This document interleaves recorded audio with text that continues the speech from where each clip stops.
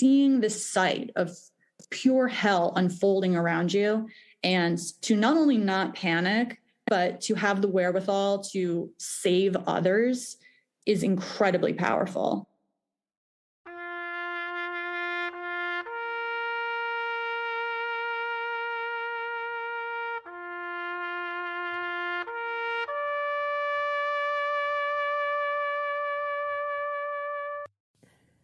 You're listening to the Stories Behind the Stars podcast. My name is Tatiana Fallon, and I'm your host.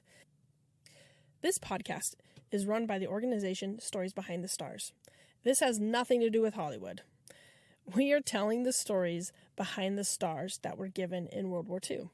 For those of you who are not familiar, during World War II, when a service member was killed, the family received a banner with a gold star on it. We are telling the stories behind these stars. Our goal is to put them all 400,000 into a common database, which then we will build a smartphone app that will be searchable from any location where you can read the story behind the star and you can really come to know the individual that died on D-Day and fought for our freedoms. This podcast is dedicated to telling those stories as we find them, as our researchers are doing this amazing research. You'll hear from researchers who are all volunteers from all across the country, and you'll hear their story, what brought them to the project, and then also the stories that they're finding. This is amazing content, and I really hope you enjoy this adventure. In this episode, we're going to hear some stories from Pearl Harbor. We're currently working on a project to finish all of the Pearl Harbor fallen before the 80th anniversary on December 7th of this year. And if you're at all interested or in these stories inspire you at all, please consider volunteering and helping us complete this epic project. We only have a few weeks left before December 7th, and we still have several hundred names to do. In today's episode, I want to welcome Carrie Stockdale. Carrie, could you take a second and just introduce yourself? Tell us a little about who you are and what brought you to this project. Of course. Hi, everyone. My name is Carrie Stockdale. I'm an elementary school teacher from New Jersey, where I live with my husband and son. I only started volunteering with Stories Behind the Stars in July of 2021. So I've only been doing this for a few months. But I've always had a fascination with World War II history. My grandfather was Charles H. Foley Jr. He was part of the Rolling W, the 89th Infantry Division, who served in the U.S. Army during World War II, and they were actually a liberating unit. They liberated the subcamp of Buchenwald. It was called Orgev. So my family has always been fascinated by his story, World War II history. You know, we've always celebrated him as a hero in our family, and that kind of got me thinking about some of the other people who are also equally heroic during the war, but who don't have 6 children, 20 grandchildren, and 14 great-grandchildren counting to remember their legacies. A lot of these guys were very young. So right now I'm focusing my efforts on the New Jersey servicemen who were killed in the Pearl Harbor attack. So I've been focusing my research and my stories on them. So did you grow up pretty close to your grandfather, or did he tell you lots of stories, or is he still alive? No, unfortunately, he passed in 2006, and we did grow up very close. Fortunately, he didn't talk often about that period of his life. He does have some really, really interesting photos, and I'm actually in the process of transcribing every letter that he wrote to my grandmother from abroad. He served in Germany. So in 2016, my sister Emma and I actually went to Germany, and we were able to retrace his steps through Germany that the 89th took. So that was a really cool experience, and we learned a lot on that trip. But of course, there's always more to learn. Wow, that is so cool. So you live in New Jersey. So what made you want to tell the New Jersey Falling, just to because you're in the same state? Yeah, because we're in close proximity. I mean, I have one guy from Millburn, New Jersey, and that's a couple towns over from Westfield, where I grew up. And I never knew that these heroes lived so close and came from small towns like my own. That's kind of cool, because you can kind of think maybe they walked the street at one point, in their lives. Definitely. And there's so many parks named after them. I didn't know that all these parks were named after Pearl Harbor, victims. It's incredible. Wow, really? That's so cool to be like, oh my gosh, I played at this park. And like, actually, this park has a story and it's not just a name. That's so cool. Exactly. So can you go ahead and jump in and tell us one of those stories you've been finding? Absolutely. So tonight I have 3 stories that I'll speak about. One is Walter Holdsworth. Now, when we think of the Pearl Harbor casualties, typically I would think of really young guys that were killed. And so many of the men were extremely young, far too young to be put in that position. But Walter Holdsworth actually was 49 when he died on board the USS Arizona. He had an extensive military career, which I found really impressive. But going back, he was born October 12th, 1892. His parents were William and Catherine Holdsworth, German immigrants, and 4 older sisters. God bless his parents. He graduated from schools in Fort Lee and Leonia, New Jersey. So again, not too far from where I grew up. He completed 8th grade and then worked as a plumber up until he enlisted in the Marines in 1917. He also married his wife, Helen, but even though he lived to 49, they didn't have any children between them. So Walter did live to be 49, but they do not have children to kind of carry on his legacy. I'm sure the extended family has talked about his service, which included boot camp on Parris Island in South Carolina. By October 1917, he was a private in the 1st Aviation Squadron.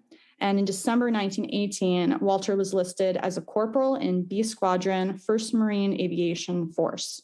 One of the really cool things that Walter did was actually serve during World War I. He mostly was in Miami, Florida, where the 1st Marine Aviation Force was originally organized on June 16th, 1918. So that's really mind-blowing to think that he served during the First World War and then actually perished on the brink of the Second. So that's really interesting.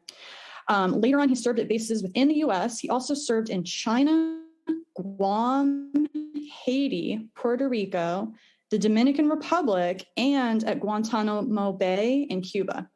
And Helen, his wife, accompanied him to numerous locations, moving all around the world with her husband, up until he was stationed on board the USS Arizona on May 20th, 1940. At that time, Walter was living with Helen in Long Beach, California. But at the time when he boarded the ship, she moved back with her parents to Dumont, New Jersey. On the morning of December 7th, Japanese aircraft attacked the Arizona with machine guns, bombs, and torpedoes. The sailors and Marines began racing for battle stations. And I think I forgot to mention that Walter was actually in the Marine Corps. And at this point, Sergeant Holdsworth was up on deck and he was checking the readiness of the Marines manning the secondary 5-inch batteries near the bow. So he was on deck when the Marines were looking for to intercept torpedoes, any low-flying planes, anything like that. But the way their weaponry was aimed, there was no possible way that they were going to be able to see, let alone take aim at the airplane that dropped the bomb, which struck the Arizona near turret number 2. And we've read accounts of these stories. Men say the ship just seemed to leap out of the water.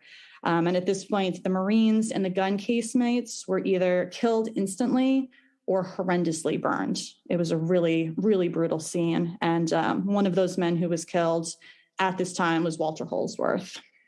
That's really amazing that he was in the First World War and then he did die on the brink of the Second World War.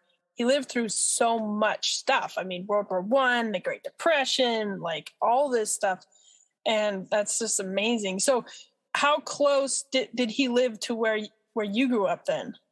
Fort Lee is where the George Washington Bridge is. So that's about 40 minutes east of my hometown of Westfield. And it's funny, actually, that you mentioned retirement. Walter Holdsworth apparently told family members he had planned to retire 2 years before the Pearl Harbor attack. So you hit the nail on the head. 49, he was almost done, right? But I often wonder why he hadn't. I wonder what kept him going and what kept him dedicated to spend his whole life in service. Yeah, I wonder if they just really needed him to be able to train and to like help people learn all this equipment and everything. Wow, Absolutely. That's such a cool story. Definitely. So what's your another story you have for us?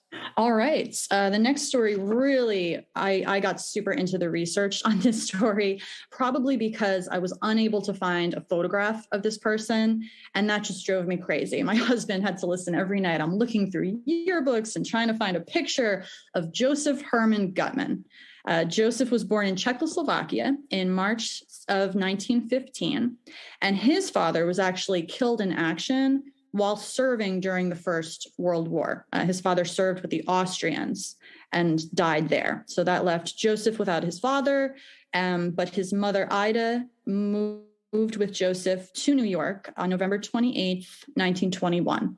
At this time, Joseph was 6 years old when he immigrated to the U.S., to New Jersey. This is where his mother married a butcher by the name of Barnett Rubenstein, who was a widower himself who had immigrated earlier from Russia. And with Barnett came for Joseph one stepbrother, 5 stepsisters, 1 half-sister, and 2 half-brothers. So I often wonder how Joseph felt and how he fit in with his large mixed-together family. And his half-brother, Emmanuel, actually served in the army during World War II. In 1930, Joseph was 15, and he was living with his family in Union City, attending high school. I found it interesting his citizenship status for the census in 1930 was alien. Joseph attended and graduated high school in Union City. His family was Jewish, and the synagogue they belonged to was Beth Jacob of West Hoboken. Joseph enlisted in the Army in 1939, and by the time of the 1940 census, Joseph's citizenship status had become naturalized. So makes sense. If you want to fight for your country, sure, we'll permit you to be, naturalized in.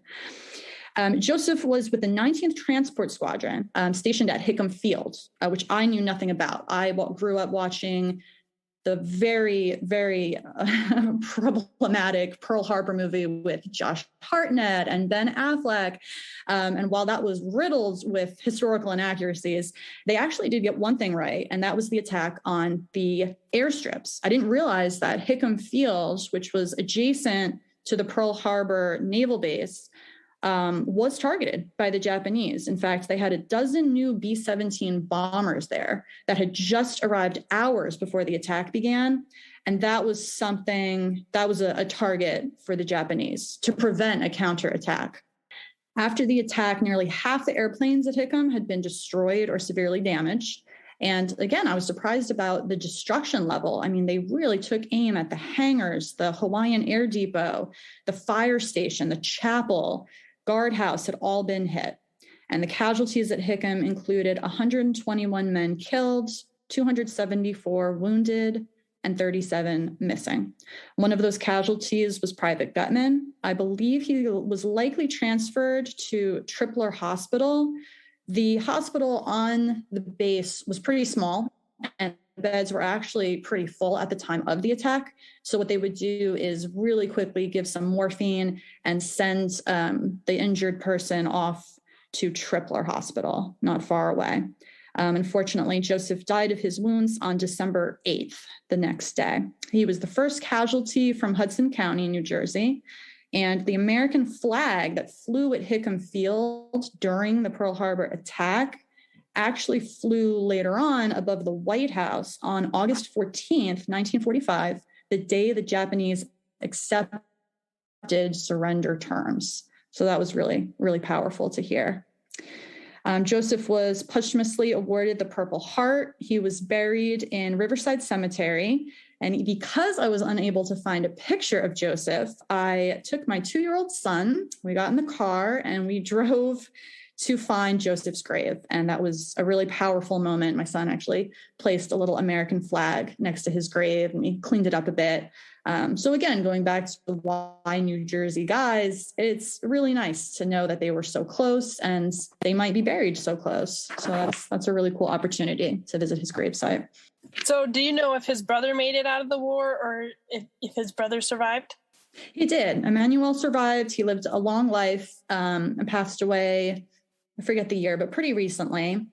I have been reaching out to some family members, so hopefully find a photo of Joseph. So that would just make me really happy to have a picture to add to his Together We Served profile. So fingers crossed. Wow. That, I think it's so interesting because looking back, like, historically that a lot of these men had connections with World War I. Like, you know the numbers, but you don't see them, and then it's like, oh, actually his father was killed in World War I. And that just really hits home. As like, ooh. And he was Jewish. So he's got a lot of this history of tied up in all of this, conflict in Europe. And then he dies in the Pacific. Like, to me, whenever you hear stories like this, like World War II was just so global. And I don't know, like sometimes we don't really understand how vast it was that a boy born in Czechoslovakia could die in a teeny island in the Pacific. It just is crazy what happened because of all these events and how it impacted individual families' lives. Absolutely, especially after his father sacrificed in the First World War. And next to his grave, in close proximity, was actually his mother's grave, Ida Rubinstein, who really seemed to go to bat for him. I mean, this poor woman lost her husband in World War I, moved to a new country, started a new life, and then her son is killed. So in doing the research, I really felt powerfully, a strong connection to Ida and just an amazing sacrifice that she had given, like you said, both wars. But really powerful, incredible stories. So if anyone has a picture of Joseph Guttman, please find me and send it my way. Right. Still bothering me. I really like that you said, you brought up his mother, because I feel like they're really the unsung heroes, because they suffered so much, like I was talking to my grandmother about when her brother was killed in World War II, and she I talked to her about her mom's reaction, and she's like, my mom was never the same again. And it's just hard to like see that suffering happening, and that they continue living, they continue trying to build good lives and have happiness, but they carry that heavy burden that just isn't always acknowledged as what the women had to suffer because of this, So I really love that you bring that into the story, because it's such an important part of the story. Definitely. It definitely is. The final story I have for you tonight is the story of Francis Daniel Day, another Jersey boy. This one was from Millburn, New Jersey, born July 25th, 1904. Francis's parents were William and Margaret Day, and they lived right downtown in Millburn, which is so crazy to me. His father, William, worked as a laborer for the town of Millburn, and his mother immigrated to the U.S. from Scotland when she was 20. They were married in 1894, and together they had 4 daughters and 2 sons, including Francis. Francis Daniel Day graduated from Washington School and Millburn High School. He enlisted in 1925 and worked as a seaman apprentice. He worked his way up to water tender and then finally chief water tender in 1938. Francis was received on board the USS Oklahoma on August 1st, 1938, and his job was pretty much to tend to the fires in the boiler room. On the day that the Pearl Harbor attack happened, Francis was inside the Oklahoma when it was struck. The compartment he was in began to flood rapidly, and Day spent his final moments helping his shipmates escape to safety through a submerged porthole. According to the Star Ledger, Day holstered the men out of the ship through a porthole, knowing his own large frame would keep him from following. Chief Water Tender Day saved 15 men before he perished, and he was 37 years old. And this is just mind-blowing. I mean, I can't imagine being in a position where you're going to die. You know that you're not going to escape. You're going to drown. And in his final moments, what he did was to serve others. That is just the epitome of service. So he saved 15 men in that position. It kind of reminded me of the 9/11 firefighters at the World Trade Center, just seeing this sight of pure hell unfolding around you, and to not only not panic, but to have the wherewithal to save others is incredibly powerful. So this is a story I feel every single resident of Millburn should know. Every school child in New Jersey should be learning about Francis Daniel Day in school and his amazing sacrifice. For me, just I hate the water. I would never join the Navy because I can't handle water. Like I just can't. So No. like there, to be in that situation and not lose it like completely. And then also be like, I'm not going to be able to fit through this, but I'm going to do whatever I can to get everyone else out. Like that's just, wow. And super inspiring.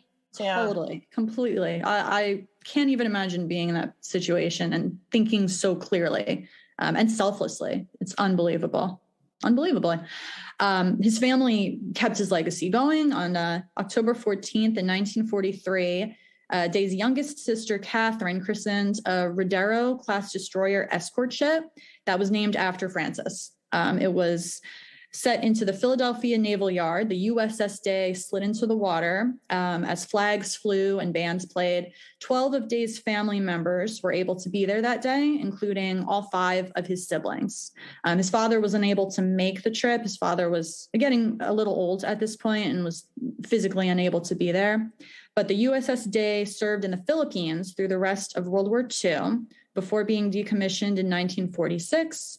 And then later on, it was struck from the Navy vessel register and eventually was sunk as a target off of San Clemente Island in California in 1969, but not before the USS Day earned 2 battle stars. Another really cool part of Day's story is that originally he was deemed by the Navy as unrecoverable, but the DPAA between June and November 2015 were exhuming the USS Oklahoma unknowns from the Punch Bowl. And I'm sure you've talked about this on the podcast before. But to identify Day's remains, Day's niece, Lynn Werner, provided a DNA sample to the DPAA along with her daughter. And using this mitochondrial DNA analysis, Chief Petty Officer Day was finally accounted for on July 29th, 2019. He was laid to rest at the Punch Bowl again, but this time with his grave clearly marked and with full military honors. He was posthumously awarded the Purple Heart and the Navy Marine Corps Medal, which is the highest non-combat decoration awarded for heroism by the U.S. Department of the Navy to members of the U.S. Navy and the new U.S. Marine Corps. So that is incredibly awe-inspiring. And the last tidbit I have about Day is that his family members remember him as friendly, funny, and well-respected, sharing stories about Day with the next generation. So they are keeping his memory alive in that family. And what an incredible story to pass down through the generations to tell all his great nieces and great nephews about how he rescued 15 men. It's unbelievable. Wow, that's amazing. So they're right in the town that you're in then, right? Like couple towns over. Okay. A couple towns over. I live in Basking Ridge right now. I grew up in Westfield, and it's very close. It's shocking that, I lived my whole life and I never heard about Francis Daniel Day before. I think they should have, I'm sure they do have ways that they memorialize him. But again, the story behind the stars, the goal of this group is to get these stories out there and to get them known. And if someone like me, a local kid, had no idea that this happened, I can't imagine how many other people would find it an incredibly interesting story. It just makes I feel like there's a lot of health and strength for our children when we let them know the stories of like, for example, we moved from Utah to Kentucky and my kids were really struggling living in Kentucky. They wanted to be back where their friends were, it was always hard. And so we had to tell them Kentucky's an awesome place to live. This is where our family's from. And we had some bunch of lessons on that. And it really helped them connect to Kentucky and feel like, oh, I can be part of some place, and all these local places have meaning. And I think we take the time to help, what if in high school we did, instead of let's do these huge studies on World War II, which are helpful. It's what about the World War II who are from our high school or from our town? Or, that's just, I think, a wonderful way to teach history, because it's then, somebody who it could have walked the same streets I did and who grew up, in the same kind of neighborhood. Obviously things have changed 80 years later, but very similar, and learn their story. And then I think kids would be a lot more interested in connecting to historical events if that was the way we portrayed it, Absolutely. I'm a public school teacher. I teach kindergarten through 5th grade in Madison public schools. These kids have an interest in it. They're curious. We teach the Holocaust as part of the New Jersey mandated curriculum. The entire state of New Jersey, every teacher in some capacity at every grade level must teach part of the Holocaust. So that looks different, obviously, at each grade. But there's so many components to World War II. And, learning about these major battles that occurred is great, and memorizing dates of things that happened. But you're right, it becomes so much more real when you see a picture in the Milburn High School yearbook of, Day, and that it brings them to life. It's incredible. That's so cool. So I always like to ask people, has doing this project changed you or your outlook on life at all? It's just so much more powerful to me at this age. I was in high school. I did learn about World War II, but now that I'm more mature, I've had some time to really dig into it. It's just mind-blowing what the entire generation went through. And I think of my grandfather and my grandmother writing love letters across an ocean.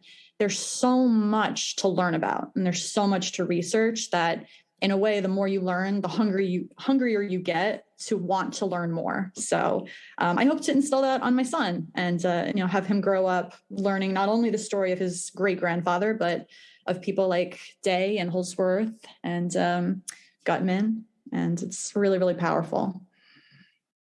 So another question I love to ask is, what advice would you have to anybody thinking about joining the project? That is a good question. Anyone who's curious, I would say just get started with one name and see where it goes. I would say the community of support with Stories Behind the Stars is incredible. If anyone gets a roadblock, they, on that Facebook group, they can ask questions, they can ask for help, resources. I've reached out to other people in the community. Hey, do you know how I can find out more about this particular medal? I do not have a lot of knowledge about military lingo, but the people in the group have just been so supportive and helpful. So to anyone thinking about getting started, take a name, see where it takes you, and just have fun learning about these incredible service members. I love that, because I'm the same way. Like when I do these podcasts, sometimes I do these with, veterans who are very well versed in the military jargon, and they'll be talking and I'll be like, wow, I really don't understand a lot of what you said, because, it is a different world. It's a different thing that I'm not necessarily as familiar with, but I love that I can interact and be part of this history without having to be like an expert. And you're right. There's so many amazing people who are so willing to help, and it's okay that I don't know. Absolutely. I feel the exact same way. Well, I'm super excited that I got to speak with you today. And these stories were just so inspiring. I love this part of the project is getting to hear these stories. I think that's really why I was like, hey, let's create a podcast. Because in doing the back end, which is what I mostly do, is just like building the website and doing stuff like that. Like I just didn't get to see a lot of the stories because I just didn't, have the time to go read a bunch of stuff and get immersed like Dawn does. And so I was like, let's do a podcast so I can hear these stories, because as a mom, I can listen to a podcast for like 20 minutes while I clean the dishes, right? And That's exactly what I do. Right? Yeah. And I love that. I can just, sit there and I can listen to this and be like, wow, this is such a cool story. And then tell my kids and then just think about, I could, I'm not going to be called upon in a sinking ship to act like, Day did, but I just can walk away thinking, life is hard and I can do hard things because he did. And it just inspires me to just be better and live a better life for them. And so I'm so grateful for you as a volunteer, taking your time and doing this, telling these stories, making them, heard, and it just help preserving this memory, and also just helping our generation get through life. Like, I know that kind of sounds a little cheesy, but I feel like sometimes these stories really do help me just do the hard things in life. Absolutely. And with the lockdown everyone went through last year, I mean, it's life is hard. Life is challenging, and it's challenging in different ways in different eras, and back then, obviously it was a whole different set of problems, but the way these men responded to it is just incredible. And the podcast is a fabulous idea because, like you said, it's easy, quick to listen to. And once you research these stories and you find one that sticks with you, you want to shout it from the rooftops. My husband has heard all of them multiple times. So it's a really great way to get the stories out there and heard by hopefully many people. Thank you so much for spending your time with us listening to these amazing stories of these fallen heroes. If this is content you want to keep hearing, please consider sharing this podcast with others. The more we grow our listening base, the more people we can reach, the more impact we can have, the more volunteers we can find, and the more stories that get told. So if you like this content and you're enjoying what you're hearing, please follow us and share and find us on any social media platform and follow us there. And then most importantly, check us out at storiesbehindthestars.org. Click the volunteer button and join the Star Corps. Thank you.